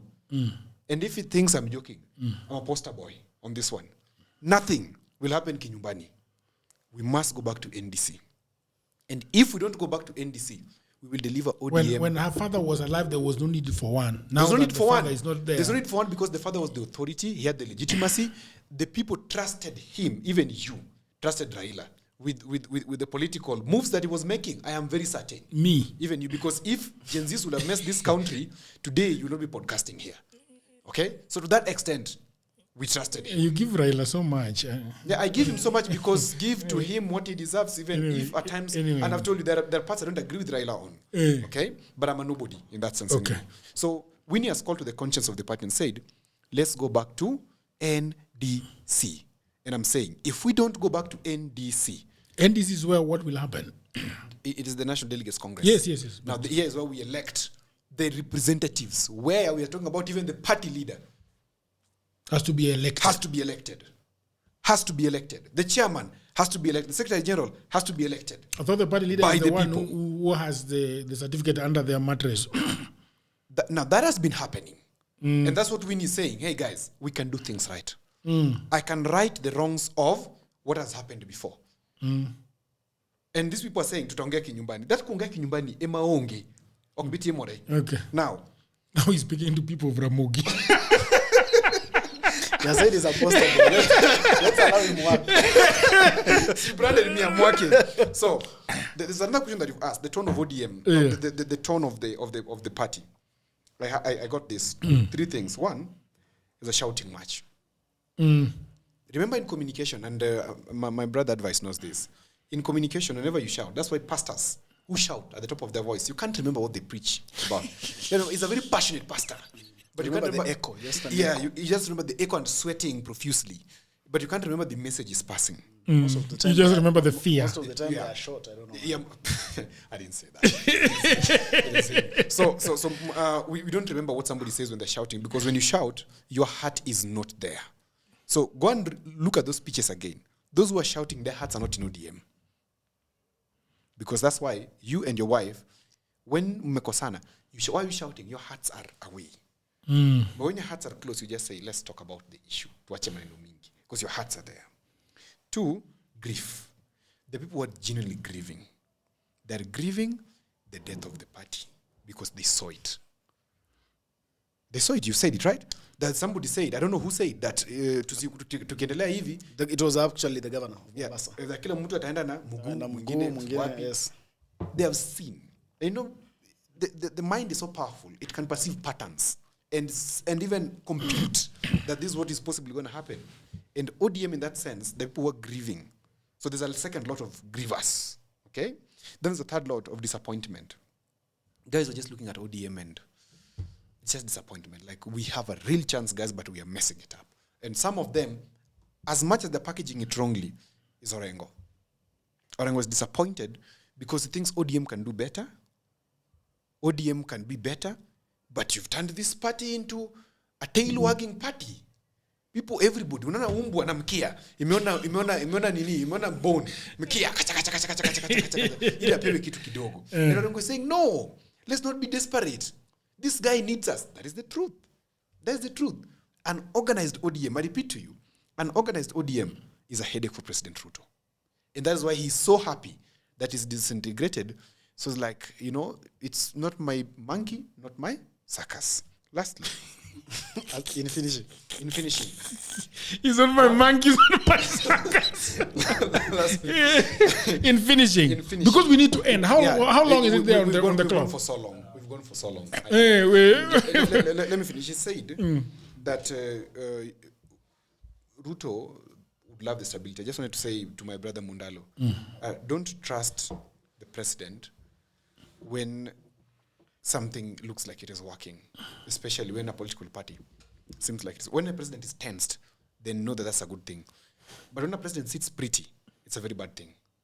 The president needs to be put on toes, because when he's not on toes, we are going to have some level of lethargy and impunity in his governance. And that's why I agree with those reformists within the party who are saying we have to go for NDC. Without NDC, we're delivering ODM to the Mucha. Thank you very much. Your last word. My last word is 20 seconds. Jagero, when a political party, especially coming from a person who has been in the leadership and the neck of a political party. I hope that you are enjoying that episode, people of the internet. Everybody says there is no job, and that is true. Also, that was me 10 years ago. The problem is that everybody is trying to get a job in their own town, in their own city, in their marketplace. They ask friends for jobs, mothers call uncles, uncles call fathers, but there are no jobs, right? Let me tell you what no one is telling you. Jobs migrated online. What I actually mean is there are many, many jobs around the world, and there is no one to do them. I have worked for a long time online, I think more than 10 years. I work for Americans, I work for Europeans, I work for the Chinese, the Australian, Canadians, the Ugandans, name all of them. And last year, I had a eureka moment. I said to myself, you know what? I should compile what I have been doing for the last 15 years. So in 2024, I wrote a book called Gold Mine, 18 Side Hustles for Africans. And it sold a lot of copies. In fact, I was going for, sometimes I was receiving 500 orders in a day. In 2025, something happened. AI came. I think in 2025, AI came. AI came in 2024, but in 2025, it is here with us. And people say AI is taking away their jobs. And for me, I'll say false. There are actually AI jobs. Na mimi ni nani? I created more jobs. We now have in my book 25 online and offline side hustles that you can do anywhere in the world, whether you are in the village, whether you are in your small town, whether you're in a marketplace, whether you are in your house, you can do them. In this powerful volume 2, I share 25 new actionable online hustles specifically researched and tailored for Africans. My new book provides clear step-by-step guidance, drawing from my extensive experience and research, including the mistakes I have made and lessons I have learned over 15 years in this online job market. You can become an executive assistant to busy folks in Europe, America, and Canada. You can also get paid for tasks like watching videos and taking online surveys. There are many of them and they're in my book. You can also build a business as a virtual assistant, start an e-commerce without a shilling. You can also become an affiliate marketer or an online English tutor. And you can also do tens of AI jobs, and they're all in these books. If you have a job, that is fine, but I know around you there are so many people that are always looking for jobs and at home watching Netflix.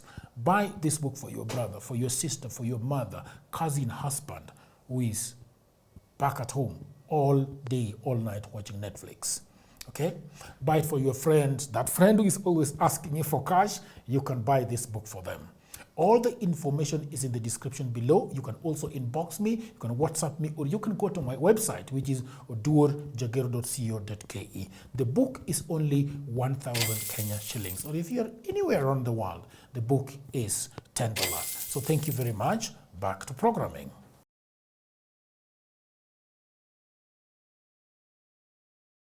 I'll tell you that when a political party doesn't have an anchor person, the last thing it should try is to have an NDC. Because when there is no anchor person, then everyone is an anchor.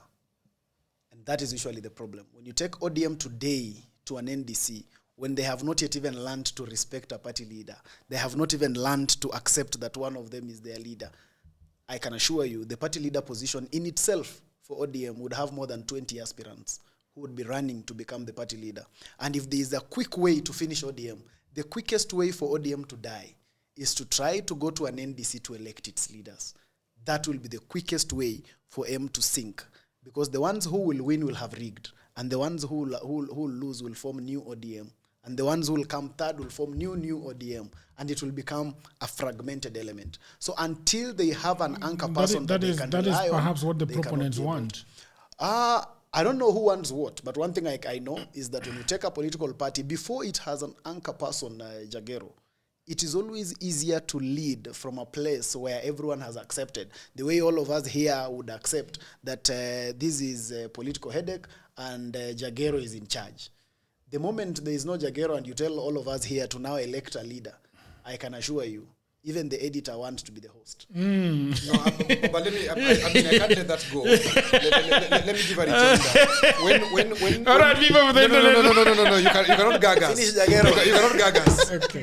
Give me a chance to respond. Go ahead. Please. Go ahead. Politics of pointmanship Okay. and anchormanship Okay. is politics of a bygone era. People like Mundalo are people from a bygone era who believe that we must have somebody who is anchoring the party. ODM has been there for 20 years. Yes, Raila has been our anchor person. But Raila believes in the ideals of democracy. Let's give it a shot. Let's go and elect. If it works, well. If it fails, so be it. We can form new things. But let's not say that we must have an anchorman when we are not respecting even the person who looks like an anchorman, who is Oburu. He doesn't look like somebody who can take charge of stuff. It is the people that do not want to Oburu that want an NDC. Exactly, and that's why the NDC, Jagero, NDC is important. We must have an NDC. It was tried by Raila himself, and it ended up with Men in Black. With Raila himself. So whereas I'm saying... that The was one for well Babu planned. Ramwamba. Everybody knows it was well planned. It was that basically... Ababu was Ruto's man, and Ababu wanted to get what? Wanted to get But it ended to up be the with Men in SG. Black. And the Men in And at Black the end were of the Raila's day- men. But you could have So- just voted him out instead of Exactly. carrying him There out. was no need for the There was a goonery clear and message. the goons Yeah, and There was a whatever. clear message that was being passed. They could have just... It ended up in no. a Men's in There Black. was a clear message That that is the reality about the leadership. And I'm not speaking from how I want politics to be. I'm speaking from how political parties in Kenya are. The way they are today, Jagero, each political party, for instance. Can I ask you a pointed question? Can I ask you who elected? Can I Yes. ask you a pointed question? Yes. Does Winnie Odinga think that her father's party is being taken away by somebody else? Yes. That's a very That we simple concur. question. It is a very simple question. That's And what I'm that is telling why you. she's saying, let's In go fact, for NDC. She will contest to be the party leader. So and that I, we put and I these people can on the assure, scale. and I Let's can put people assure on the you, scale. and I can assure you she will lose. She will not lose. She will win. When she takes it to we the can put NDC, these guys on the scale. She will win. She's better off And right by now. the way- The party's with her uncle. and by the way, if it Mundalo- goes to the NDC, the party It can will, even move from her uncle. it will now move from her entire clan And by the way, Mundalo, to someone to Yeah, I want- they I will want go to- Mombasa. It I can want even to go to tell you. Mombasa because when it goes to an election, Jagero, an election will just play out the normal way our politics play. I want to out. tell you It something. will be about money. You know- It will be about who has the money, Mundalo who is can buy misleading the us delegates, and all that. No, So no, the no. only way you can be able to actually lead, the only way ODM has, if it wants to die quicker, let it try. But to go the let me NDC. ask you that does Winnie think that a lot of people like her so much that they're gonna vote People her? like Odhiambo have misled her because you see, Odhiambo is having a salary from Winnie. No, That's that- why that's she's not being true. misled. let me say I'll let this. it that out. No, you have it right. Because I'm giving a reply. The truth is, I run Arthur Swift Communication Limited, which is a consultancy. Winnie Odinga runs Brickhouse Council, which is also a consultancy. We do the same thing. Oh, great. We have done public lectures with Winnie together. Winnie cannot pay me any salary in this world. In any She case, pays you I an can, allowance. she can't. In any case, for the time I've worked with her, she's never paid me a dime. But don't mislead And her. any time I've worked with that family, they've never paid me a dime. I've worked for them and with them from my heart and honestly so. Now, that said, Mundalo, let me tell you something. Just don't mislead the family. I'm not misleading the family. I've done well with them before, and we're going to do it again. Now, let me tell you, Mundalo, where we are going, in 1994, when Jaramogi passed on, Yeah. he was with Ford Kenya. Ford Kenya at that time had 30 MPs in parliament, okay? When Jaramogi died, there was a takeover by Wamalwa, which was contested by Raila. Raila branched off from Thika. He branched off and formed something else. Yeah. And that something else garnered a lot of MPs, the NDP, if you remember.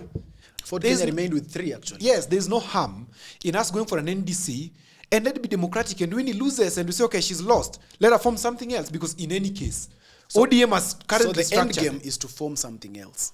If it is Not so, to have so an be NDC. it. No, I'm saying, we are advocating for NDC So that that- we have legitimate authority. To form something else. No, legitimate authority of representation in the government. What we're talking about here is the government management between now and 2027. We're not talking about past 2027. No. But What you we want say, is between now. But you And say Jagger, after know you one day lose, told you me- form a political party. Just wait. One day you told me that Mundalo works for Ruto. Now I'm believing it. Because the narrative Mundalo is pushing is that very same one. That's the undertone that Ruto was laughing at ODM at 20. Okay? And I'm saying now... Ruto laughed. He laughed. Okay. Speaking so silently and making joke of how Baba was singing. Branding Ruto did not laugh at He all. did laugh. You see, Did he laugh? did laugh. The struggle. Did of he the- laugh? The struggle over the We are mourning. Did he laugh? We are mourning. Say to the...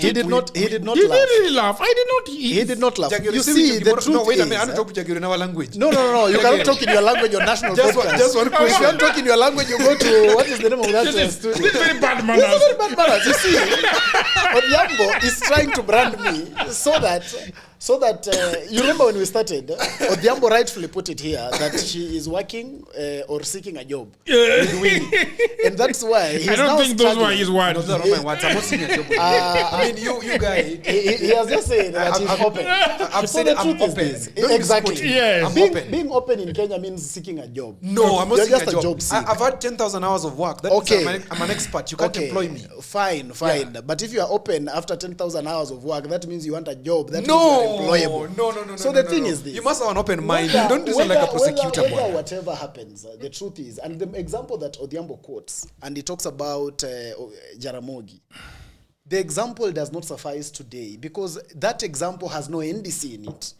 Raila Odinga breaks away and forms another political party. By then, there wasn't and an that NDC. way, and that way, he went and had members of parliament. That is okay.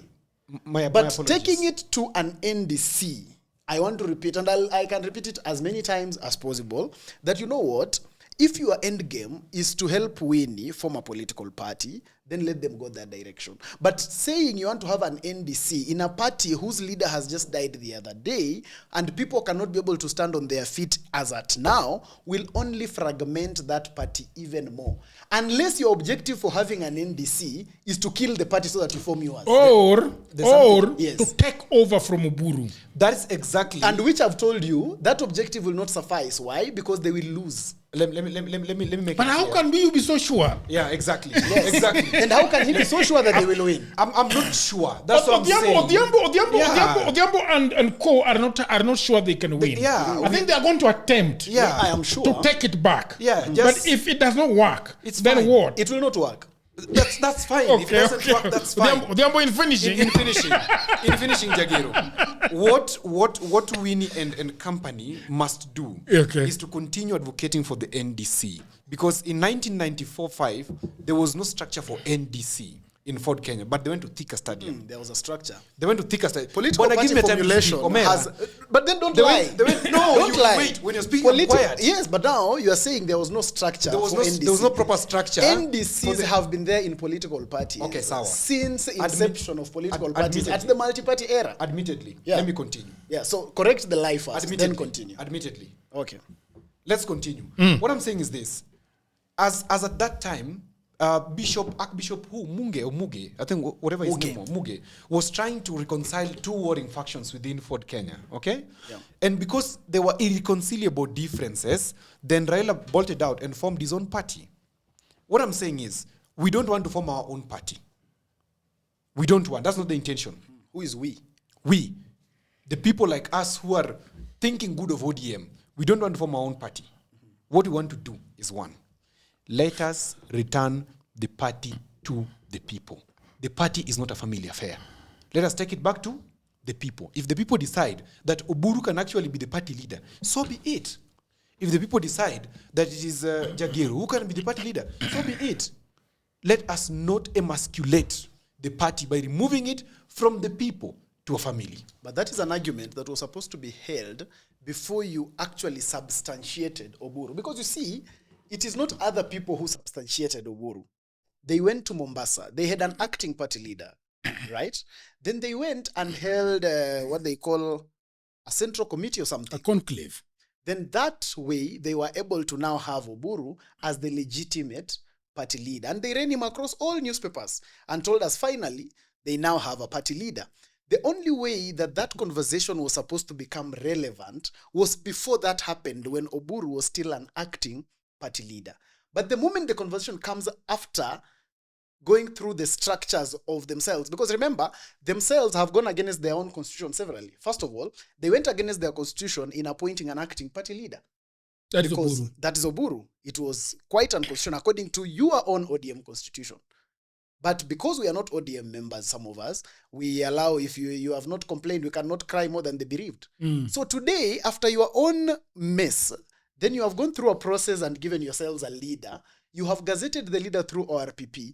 And now, the same party is now telling us, no, let us go back to the NDC. I want to say- like, boss, I want this to say is here- something you are supposed to have done from the beginning. I want to say here But the confidently. moment it comes after a legitimate process, then it is pure politics. But I Like we have also want to say that, to be fair to Winnie, you did not expect Winnie to make so much noise during the immediate death of her father, to start squabbling around why are you being unconstitutional and her father is not buried. So I think she can only come out By the later way, on and my- talk about by the that way, unfairness my and conversation that is not unconstitutionality. My conversation was not centered on Winnie, remember? No, it is. It is not centered That on is that's Winnie. all you're trying to It do. is centered You're just smart. on the- and on you the- know, on you know, the- you know, on what you know, Winnie Mundalo, stands Mundalo. Just a minute. No, a minute. Mundalo, don't be a smart ass kid. Don't be a smart ass kid. Okay. Go ahead. Mundalo is making me really angry. Don't be a smart ass kid. I wanna Because- kanyaga ye shingo.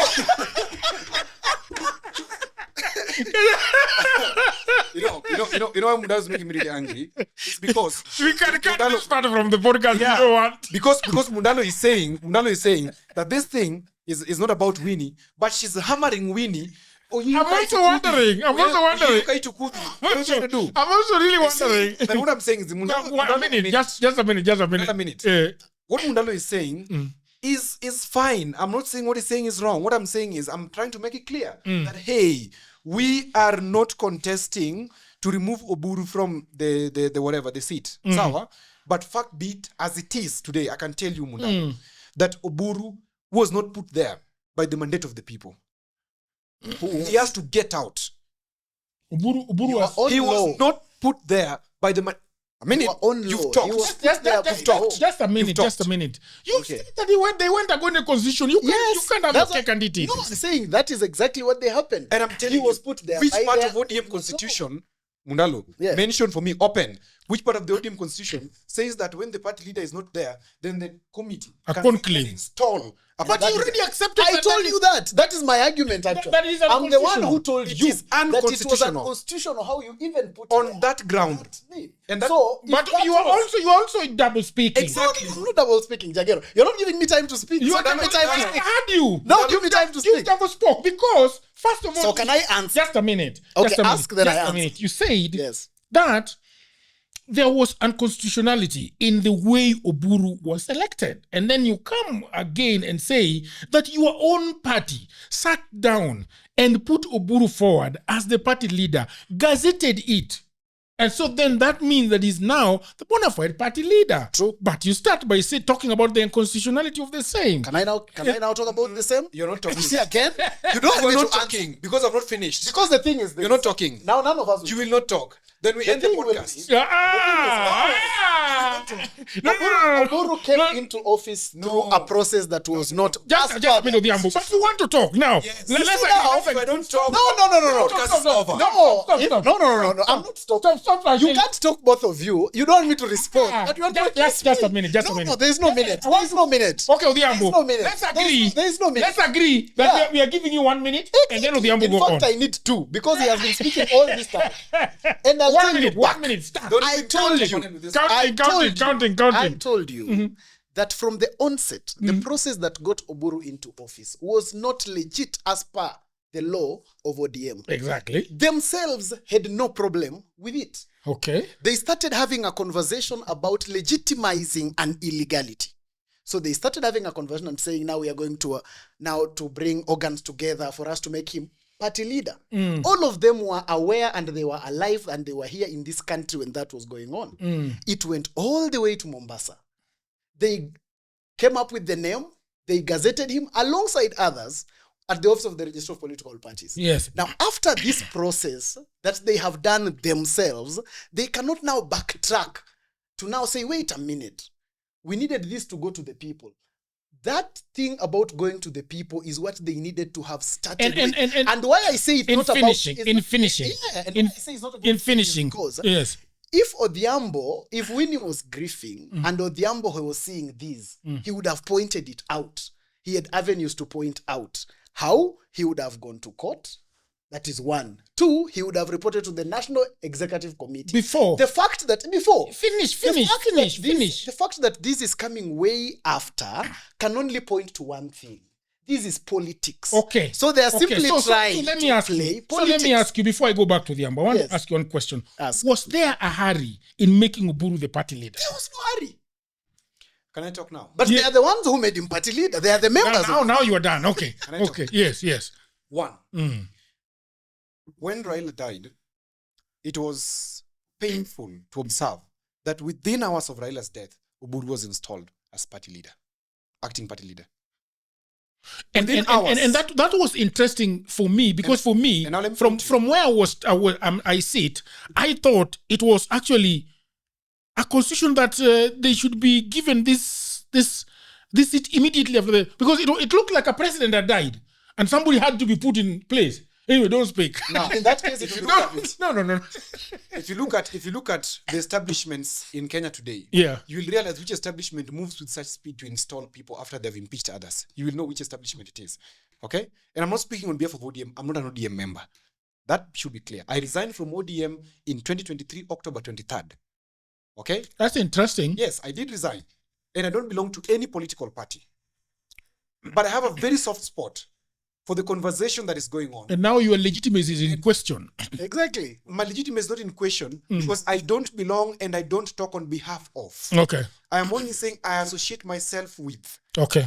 And in this case, I'm associating myself with who? With Winnie because Junior has disappointed me. So, You said that very well. now, Mundalo must be very genuine with you because he's very smart. He must be very genuine with you and tell you that the reality is that him and his sponsor are the ones who installed Oburu in the middle of the night when we were still grieving. And they knew so well that when the family was going to be done with grieving, we would come back and talk serious stuff about the party. But this was a takeover. This was a coup. Then this was a coup. At what point did you This reject was the a coup? coup. Now, somebody's grieving, then you're asking him, at what time did you reject the coup? No. That is being merciless. And this is where I really agree with you. Because I was here with him talking. That time he would have gone to court. Yeah. I'm thinking there was no hurry. Was there no hurry? There was no hurry. That's what I'm There was no saying. hurry. Who installed Oburu to be there? Who did? Correct. Yes. The Who sponsor of Mundalo. You see, this is now. I've mentioned here. Can I now talk? Will, Jagero, I want to Can I talk? I want to mention here. I want to mention here that within that period, Which sponsor of who? Mundalo's sponsor, Odhiambo. he knows his sponsor. Odhiambo. Was installed That by- meeting was called at night. I will give you the names. Yes, give the names. Oburu Odinga Was was installed by- installed Uh-huh. by the National Executive Committee of the ODM party. I will It repeat was here. a joint press conference. In fact, I will the repeat only here. person who was not in that press statement giving was Sifuna. I will repeat here. But the Should organ he have that- been there? because he ODM. sits in the neck. He should have been there. Yes, the Secretary General of a political party Thank you. sits in all. That's why it's a organs. coup. Because sits in all the organs ODM of the Secretary party. General was So- not there. but He's no, the no, one no, who no. speaks on behalf of No, the no, party. no. He was not there. Okay. Listen, So who convened that meeting? but your assumption, Who convened- your assumption is Who that convened that meeting? Who? Who? You tell me. No, you tell me. You tell us. It's a gap. Now You that tell, gap. why it's got to be a gap. You tell us I will who tell- convened the I will meeting. tell you. The meeting cannot be convened This by a country, gap. you The cannot- meeting was convened by the National Executive Committee of the party. I will And say the here. Who are these people? The spokesperson of the National Executive Committee of the party is not the Secretary General. Who is he? It is the party leader of the party.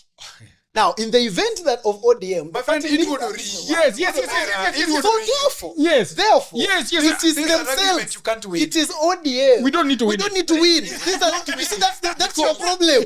You are focused on winning. Of course. I'm focused on facts. So you, Facts you don't see, matter here. you can Facts win. don't matter here because You can win. you don't know how to play and by the create facts. and create. You do not play by the create facts. a new political party. You know, Jack, Yeah. You can go ahead. For the but the truth better is, part of this discussion, Oburu we were very civil. Odinga, Yeah. Oburu We were very Odinga civil. was For put the better there part of by the discussion. But this fellow started going left. I will go lefter than you, my brother. Now, Odhiambo. I'm finishing. Odhiambo, we need to finish. Give me 1 minute. Okay, 1 minute. You are not speaking after this 1 You're not minute. speaking. Go ahead. Shut up. Go ahead. This is the thing. Kenyans are smart. Okay. Kenyans know. Kenyans saw that when Baba is still cold, Ajazikwa, somebody's being installed. Okay? It is okay. Acting capacity, everybody's okay with acting. I mean, acting. Acting what? Acting party leader. Acting what? For what? There's no problem. But even if the acting thing should not have been Oburu, we have deputy party leaders. Are you aware? Go ahead. In 1 minute. You Yes. know you have got 10 seconds. We have the fellow in Kisii, called Arati. Another one in Lusotsi. Lusotsi. Another one called Abdul Somad. Eh. Either of them could be the party leader in an acting capacity. Why were they being bypassed? This is an agenda that's being pushed by somebody. Number two, I want to repeat in finishing. ODM was not a party that was formed in the bedroom or in the boardroom. It was formed in the streets. And if it takes us to go back to the street, we who left the party, we will go back and take it back to the streets. Thank you very much. It's good to quote your leader. But now, Mundalo, surely. no, he's just quoting his leader because you see, Thank you, people, The for truth is another episode. Bye for now. Are you serious?